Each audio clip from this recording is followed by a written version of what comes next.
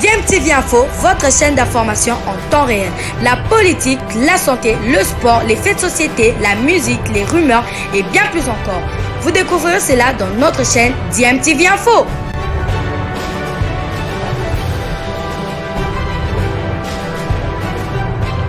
Vous êtes sur DMTV, bonjour ou bonsoir, tout dépend de l'heure à laquelle vous nous suivez. Tout plaisir est pour nous de vous retrouver, mais surtout de savoir que vous êtes nombreux en train de suivre votre chaîne YouTube DMTV. DMTV qui vous propose l'actualité, vous propose également des analyses et des réflexions sur des sujets d'actualité, sur des faits sociaux, tout simplement sur des réalités que nous observons ici chez nous en République démocratique du Congo. Nous avons constaté depuis un certain moment évolution dans le langage. Il y a artiste musicien Félix Wazekwa par rapport surtout à Kofi Olomide. Tout le monde sait que les deux artistes Bazaki pendant en odeur de sainteté, Bazaki pendant Koyo Kanate. Mais depuis un certain temps, Félix Wazekwa toujours constaté qu'a évolué dans le langage naïe. Il appelle Kofi Olomide, notamment dans les moments les plus difficiles. Alors Félix Wazekwa qui a fait pratiquement une année du côté de l'Europe, parce qu'à Zaïko Salabama Kamnae Moussou, même si cela ne lui a pas empêché de son orchestre naïe Mobimba, il est revenu en tout cas sur la relation naïe actuellement de Double King, Double King Kofi Olomide, et surtout en marge na concert na bangomi balé oyo erataki expérience oyo Félix Wazekwa azwaki surtout na ba demande na visa et salaki ki akoka ko passer coup de fil na Kofi Olomide pe ba solo la ki. Cela signifie que quelque part il y a de l'amour dans l'air et qu'il y a toujours eu en fait de l'amour entre les deux personnalités, mais peut-être que incompréhension compte tenu peut-être il y a différence, il y a caractère entre les deux personnalités des alaïta msuko sala que bakoka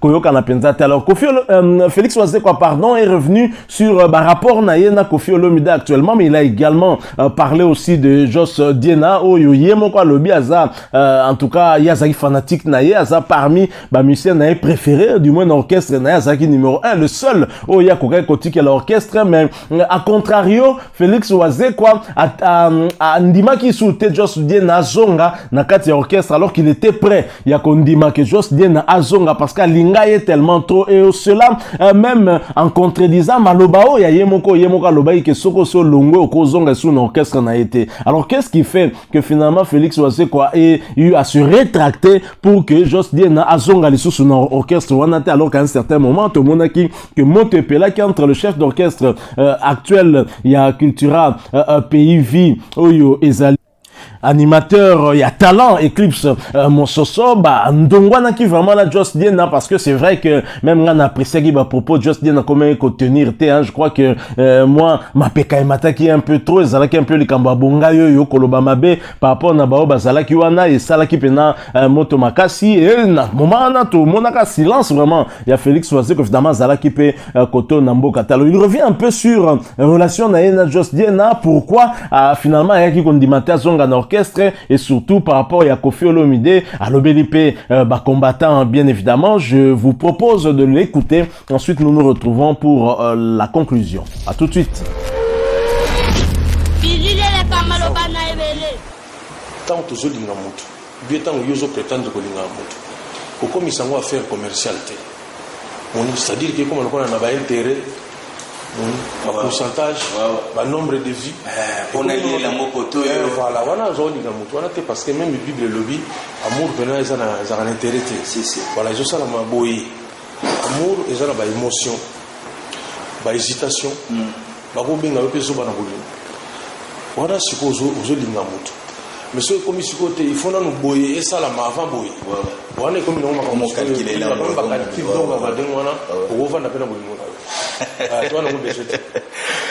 Je profite pour souhaiter un très bon dimanche à l'honorable DG Papi Séoul, honorable député national bien entendu qui nous suit, Banzakabwe et Séoul. Merci beaucoup en tout cas de nous suivre et très bon dimanche à toi. Aristote, toi, mon ami également nous suit dans cette émission. N'apprécie pas salutation et Sikani Nozali, merci beaucoup en tout cas de nous suivre. Est-ce grave? On a senti en toi depuis un certain temps, Makamwe Belé chargé Panayo. Mais monsieur Zaki par voix n'a eu interposé, monsieur Zaki indirectement. Et pendant que vous allez quitter, Nayoki Yo Salaba, très beau discours en soutien à Kofi Olomide. Et j'en dis, bon, Félix a évolué. Tu vois, dernièrement, oh, non, t'es juste bien la fois zonga. Parce que Félix a compris que bon, c'était normal que après ma bébé, les gars qui a quoi zonga. Et bien, plus quand nous sommes le moment, Ozaki Moussika, Ozaki Nabiso Péménité. Par exemple, pour ça, lecture nayo par rapport. Il y a évolution, il y a tant de makambo et zolandania surtout en parlant de Kofi et en parlant de Jos Diena. Oui, ce qu'on suit par exemple le cas de Jos Diena. Oui, je manifestais des désirs. Il y a cause ça s'appelle Jos Diena. Voilà. Omoni n'a peut-être bien placé. Il y a ce que je ressens pour ce garçon. Moi, mon Jos Diena à côté d'un orchestre. Moni sont na profiter mon article l'orchestre na loba phrase on a peine na loba ya ngomba lebele peut-être na loba na ite non on comprendre garçon là ndenge ya convaincant là ça dit que calculer que son na y répétition ce juste des nazate na ya des na pour ça pas répéter donc ngai sangi ba musicien ba na comme ça qui pour l'orchestre OK donc comment même fanatique na non j'aime trop ce garçon on a le qui bon tout son qui ça mais ezaka na bateau bayi kozongi selanga siko maloba na ngamo na loba moni moto asala di feu rouge il m'a fait afata ma feu rouge aoya teke non ngalo kwa na sali feu rouge web ça va que ngamo ko feu rouge na zoleka ba tout ayo parce que ba nous so ba na bango yoti ti o mona problème salami voilà donc et ça dit que à partir de wana ba to ba rappeler ngai que notre président au loba déjà boy moto ka longo na orchestre à besoin de soutien. Voilà, moi, ça l'a peut-être beaucoup collaboré. Mais besoin de l'orchestre. Mais ce que les gens ne disent pas, Isaac, il m'a dit une autre question. Ce que je sais qu'il y a une difficulté. Donc, on a vu ça malheureusement, si vous pouvez heureusement, dans le baron avant. Mais, ce qui nous a moyen, je me suis exacté. Isaac va rappeler Ngaï. Isaac, on a dit que tout le monde a Kofi. Non, je me suis rendu compte d'une chose. Ata lelo to so ko za bana netu zakili bosona profiter mais pour la makamu mususu pour na intérêt ya musique to tika la bosana ni ngwana ta et c'est pas ça de nous biso to ça la démarche ya visa to za l'ambassade babina biso to to pesa bino visa mbala moko mais bosana deuxième dose te ya vaccin or ngana yebaki ke biso to beta avant Kofi donc ngai mon nazo téléphone na ngai na komela ye na bina ye mon frère fais attention pour na makambu il y a deuxième dose sinon tu auras tes visa donc là ça la moté fana lo baboy donc ngi zana on va fixer biso pour faire que na otala donc non puisque biso to komba ni intérêt moko to bana ko beta musique si donc ce qui les lots ils à la profiter avec na URL et moi ça la plaisir na biso parce que il y a des bateaux balinga biso to évoluer sur tout ça on s'en a biso donc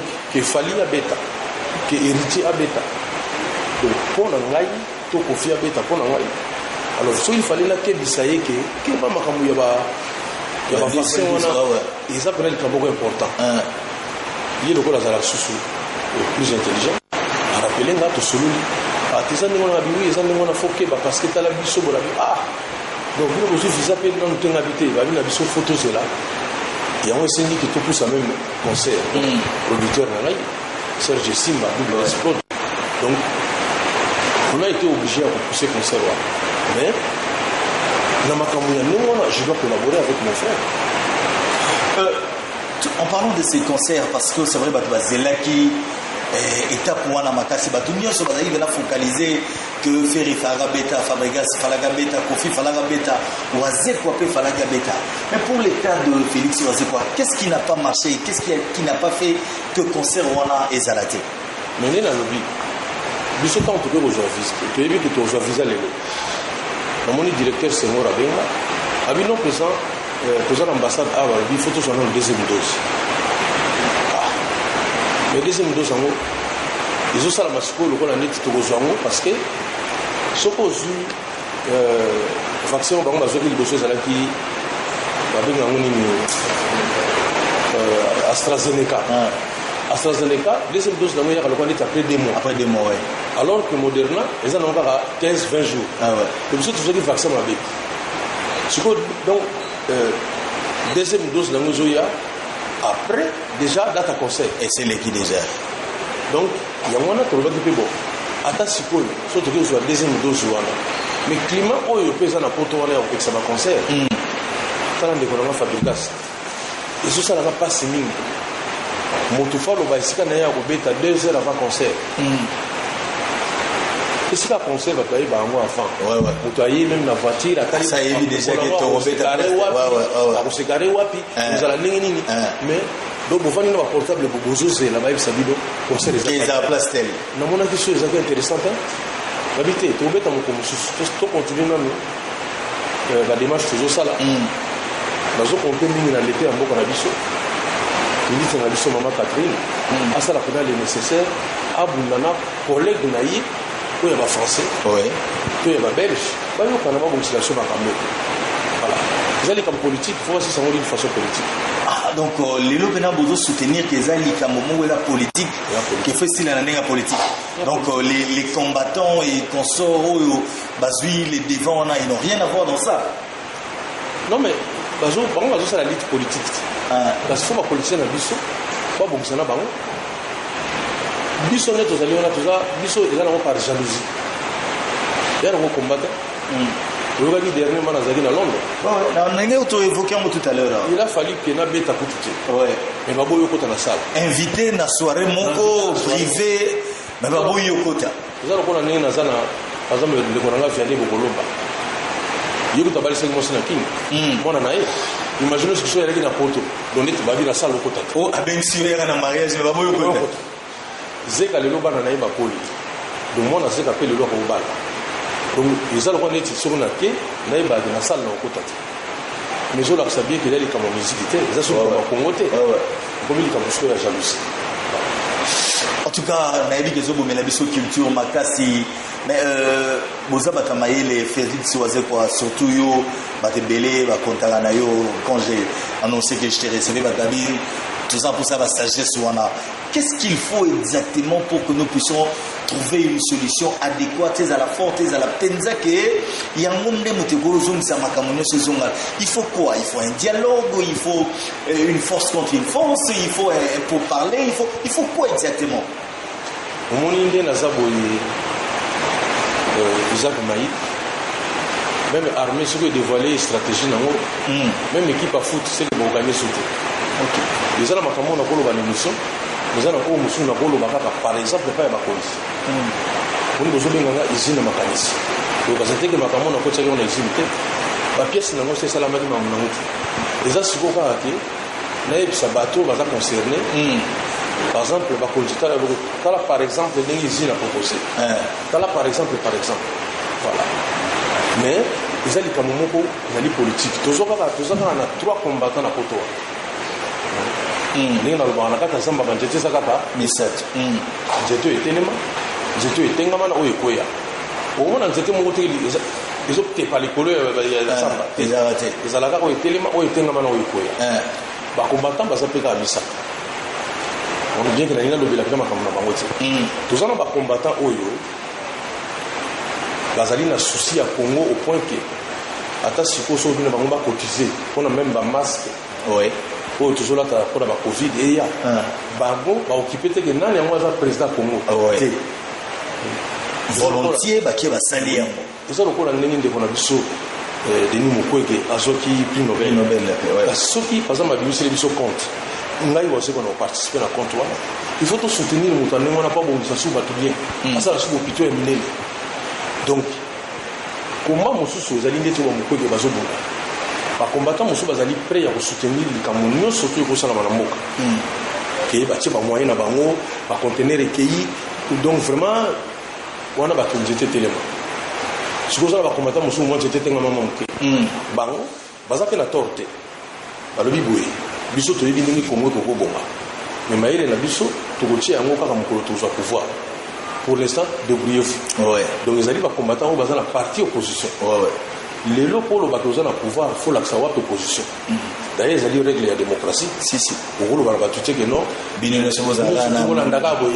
Dictature. Voilà.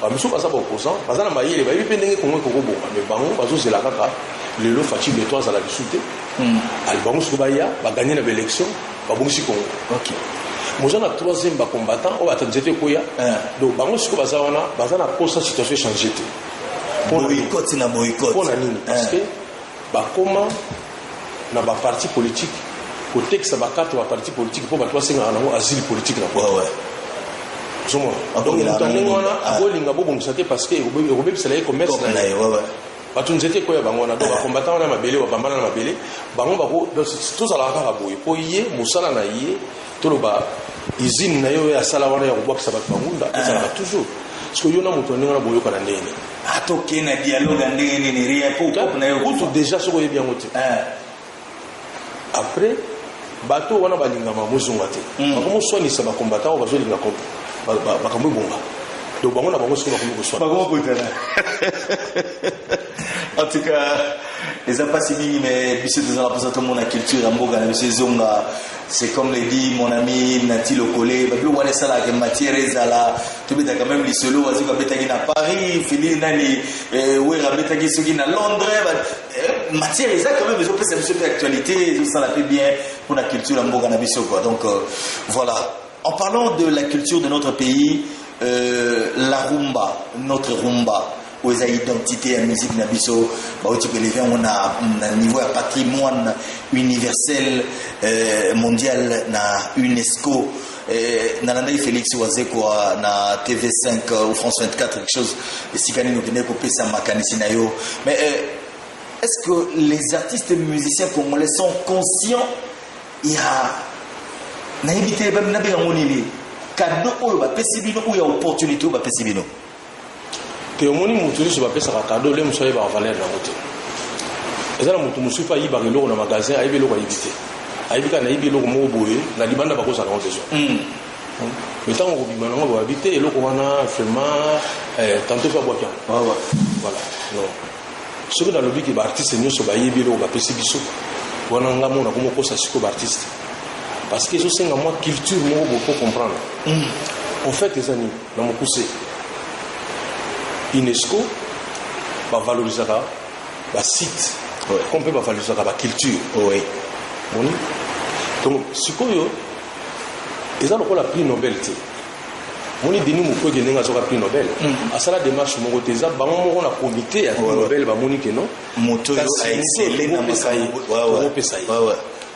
mais sikoyo oya patrimoine matériel to immatériel ya UNESCO ezala bino mo sali demande au sali ba tout na bino la sike bon reconnaître le rumba na biso parce que ça le mode de vie c'est le mo ekota na vie identité na biso d'ailleurs tout na 2016 on reconnaissait que rumba obeta na kiba parce que ouais biso bozo reconnaître en point nini et là on est ngo voilà donc petit argument commission on a sauvé ko côté taliba bino mais loko eza richesse les richesses que vous avez donc tout reconnaître le patrimoine immatériel puis ils ont un matériel qui aussi manette les alliés bon des donc bah reconnaître ce qu'on promet les alliés biso to ba musala to sala ba lobi ke za musala valeur bah faut pas comprendre o te to sala ba coltan ba diamant ils ont na mboka mususu mais rumba ils ont pas musuté ils ont la kaka na Congo na biso na Congo Brazza.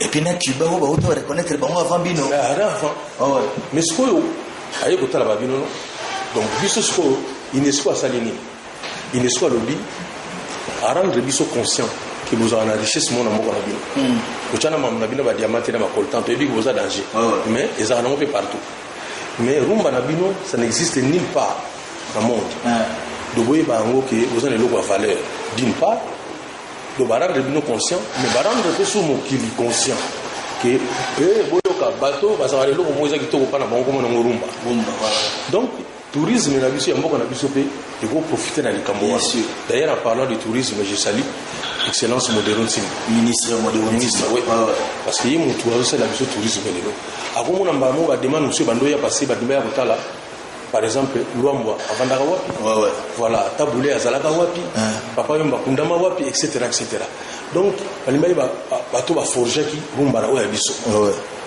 donc biso ba artiste toujours continuer à se faire parce que nayebi na te so bino na journalisme ba reconnaître bino na patrimoine tozala ba misala oyo l'équipe sur la valeur ministre zo kipena moti ka musala oyo ba zo boya ibeta musala oyo ba minimiser biso ba topamba ba bité ya une richesse à Congo rumba. Donc vraiment nazana esengo makasi baninga bazala conscient na yango. Alors maintenant qu'est-ce qui devait se passer? Ba konzi ya mboka ya Brazzaville na oyo ya biso président na biso Félix Antoine Tshisekedi balinga basolola ba organiser biso ba festival ya minene.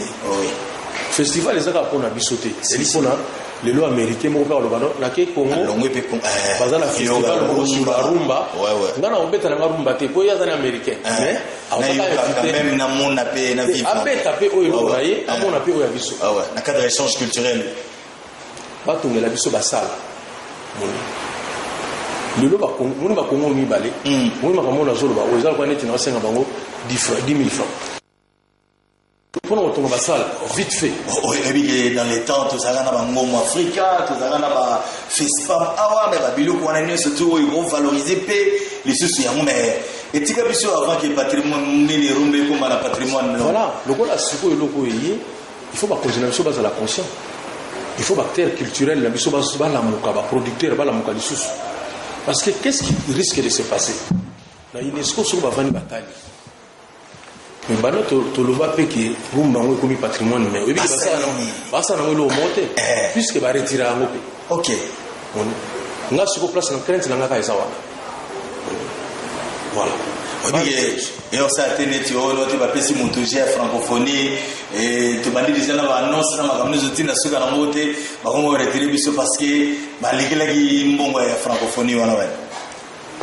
Omoni na mboka na biso bakonzi bazana pusa basala makambo mingi parfois bazosanga bato na baza ba honnête moni c'est-à-dire que mutu moko kopesa mbongo pona likambo esalami pe kaka neka boyokanaki espèce wana eza mwa mingi te to bato wana bazali maintenant bakoma asiko na ba responsabilité succès lequel si akoka so succès te.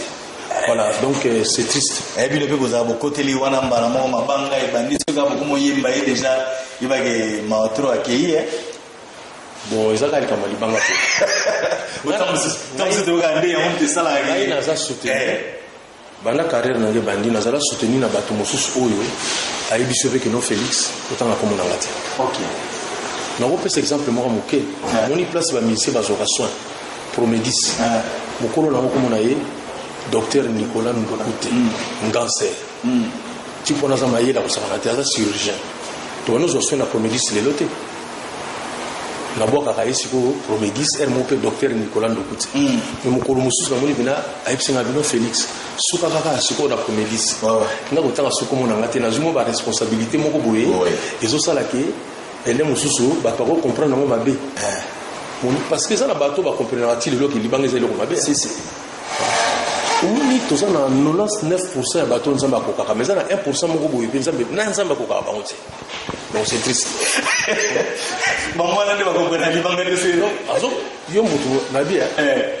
Nzambe ye moko na so ba baye bango te. Aoli ngaba sanzo la iba kumisa ye. Kombo na ye na ba version o pe na ba komba kombo ya Yahweh. Ba komba ngo 7000 fois na Bible.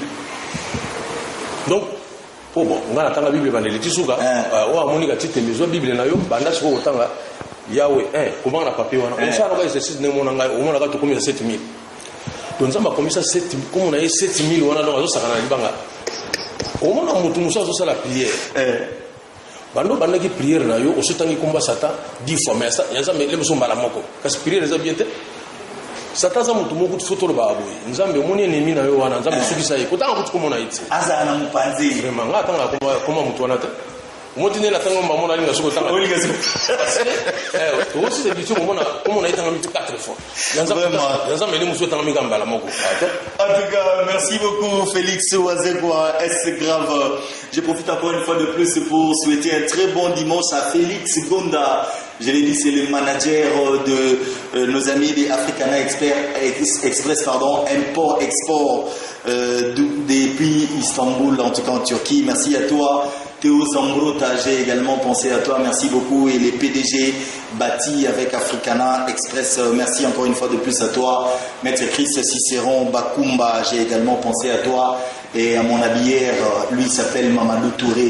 Mamadou, merci beaucoup à toi. En tout cas, pour tous ceux qui veulent s'habiller comme ça, vous en posez à moi classe, moi cérémonie, banini, donc n'hésitez pas. Hein? J'ai un partenaire désormais, Mamadou Touré.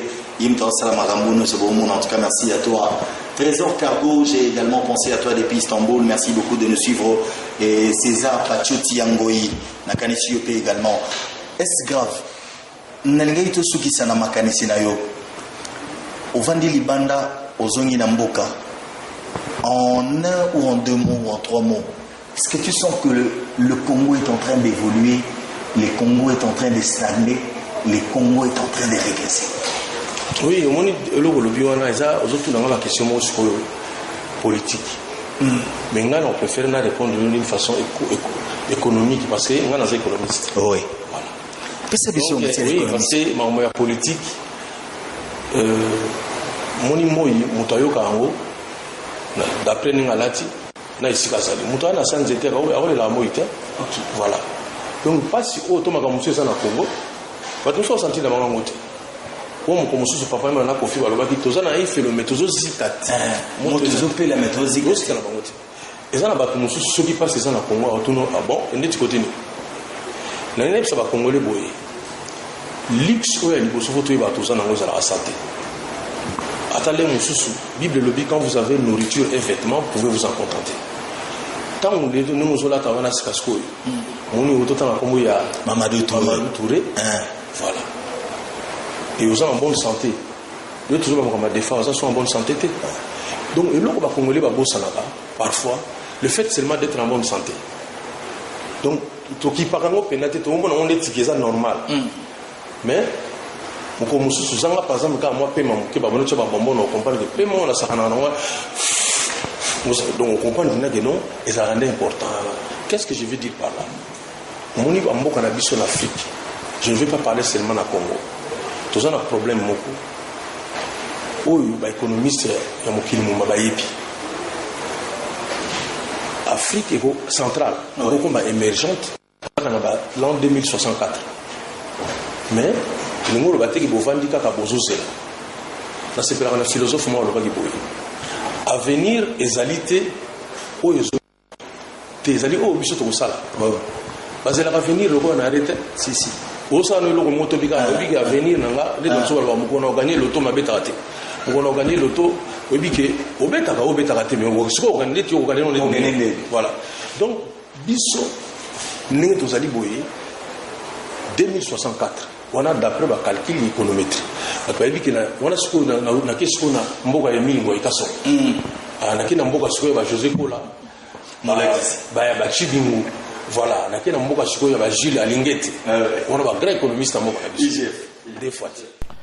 Voilà, Boti Kolanda Félix Oise quoi boyo ki ndenga lobby, en tout cas évoluer très makasi na langage nae parce que yo kei na kati ambassade pour na ba visa ba ibisi na bino ke non fallait besoin deuxième dose ya vaccin ozongi na mutuno o kanisika ko lobby ke kofia ko beta aprenga na benga na ndenge pena guerre ezala entre bato est-ce que ça aurait été possible? Donc je crois que tant ya guerre wana esili Félix Oise ko a évolué, c'est quelqu'un qu'on connaît intelligent wana Tobo Saltobo yangote puisqu'à tanga ba classe P azolango ba diplôme donc asa intelligent mais sagesse c'est loko oyo mutatanga ngo na classe teza moyo muta azali ko acquérir hein, par rapport ya vie oyo azali ko vivre par rapport ya expérience oyo pas azali ko vivre ndé koki comme melaye sagesse wana et Félix Oise quoi te moni très clairement que évolution oyo na ba propos na par rapport na Koffi Olomide po ba age zo poussa na pe Koffi Olomide Xavier na ye to moni que Félix Oise quoi a mati le sous en sagesse et le sous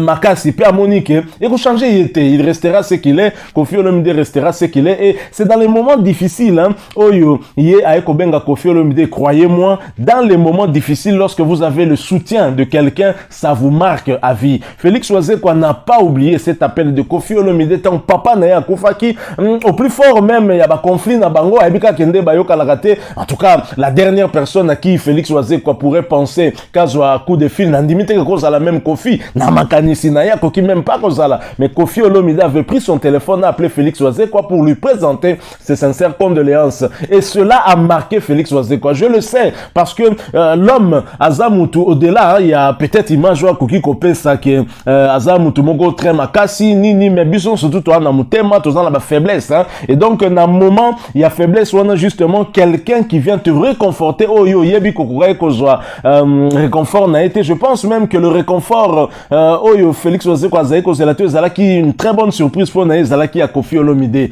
Parce que oui, il pouvait s'attendre à avoir un appel de Jibem Piana, et Jibem Piana même joué, Kolo Yamatanga, il y a papa Félix Ouazekwa, mais l'appel de Kofi Olomide, c'est tout, en tout cas, oh yakuka qui, Kozelate, mais il a reçu, et je pense que, des clics, hein, pour l'anga, en tout cas, en analysant, ma relation à Bangomi Balé, pour l'anga, des clics, et Utaki Wana n'a pas, oh, Kofi Olomide, à Salaki P, jusqu'à aujourd'hui, moi, pas Ezo Salama, moko vers l'un vers l'autre. Alors pourquoi pas demain et aboutir na featuring moko, ne serait-ce que na texte. Moi je serais curieux de voir Félix Ouazekwa ko sanganana Kofi Olomide basali texte, bakomi texte moko sindi le cœur ayembi. Imaginez, hein, donc bango ba bangote, donc côté la pena bango ba bangote, mais basali texte bakomi nzembo ensemble sindi le cœur ayembi yango. C'est un rêve, hein, bien évidemment. C'est vrai que qu'on rêvait ça peut m'abêter, hein, donc rêve ça l'ont permis n'importe qui a là il suffit là la kaka ou l'autre nayo. Et donc pour l'angai vous la pena bien qui peut faire avancer culture na biso tala lelo yo musique yango yo congolaise où ils en apportent étendard lelo to reconnaître ngo Fally Ipupa, il n'est pas le seul certes, mais yende mutaza peut-être le plus en vue. Tous hommes la ndenge Fally Ipupa zo la attaquer, hein, na ba pays africain mususu et sengel quand même interpeller biso peut-être mususu aux détracteurs ya Fally awa na mboko yo okoyi ko sepela neloko wana lobitala kutu basali ebo mais croyez-moi soki yo zalaki na place ya Fally pe balingaki ba critiquer yo parce que ba critique on est comme na caractère moko xénophobe et moi ça me fait peur parce que moni lelo nous avons nous tous en termes ba réseaux sociaux ba internet tant mutu moko azoyaka na ba discours moko ya mabe bongo azako vaccinera pe petit à petit population naie azako inisa bango ba congolais, c'est vraiment très malheureux. On peut pas comprendre que ba débat ya lolenge wana e kokakoya ne sika obino bozali incapable de faire quelque chose. Si un étranger vient faire boandi kolela na mboka na biso awa, dis-moi ba entreprise e bela en tout cas simbami na ba étranger lelo o so ba étranger ba ba sala ka coup de veto qui ne goliate République démocratique du Congo goliate, mais pour cela biso photo na ba étranger. Non, c'est à nous de faire des efforts et à notre gouvernement à sala makasi pour que ba na mboka ba koma ba billionnaire pe belé de sorte que ba business est belé et qu'on